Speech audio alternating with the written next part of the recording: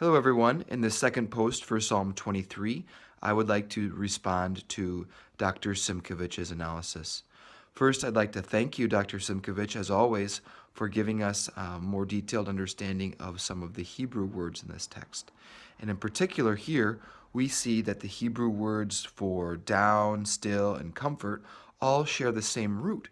And that just shows us the connectedness to the degree of protection and comfort that God provides. It's coming from the same imagery in Hebrew, and we miss that in English. So it helps us see really what God does in its original context of Hebrew is a much more connected sense of protection, and just really highlights the depth and gives us a much better perspective of the work of the psalmist here. So thank you.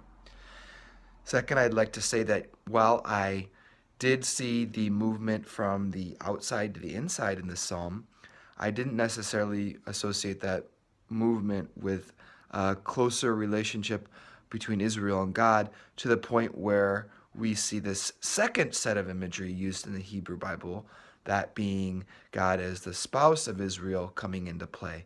So I really appreciate you enlightening me and enlightening us, showing us how that movement of getting closer to God really is deep, to the point where we could use spousal imagery for that.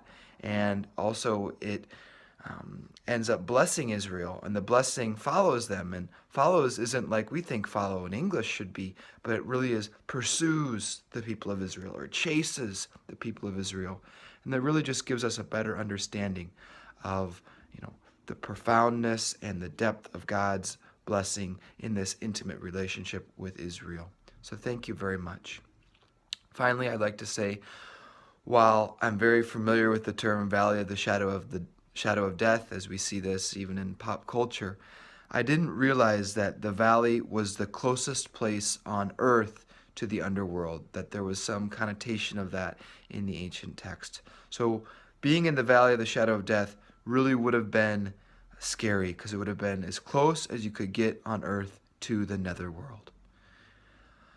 Okay, thank you very much, Dr. Simkovich, and thank you to my classmates for learning with me. It's been a great semester.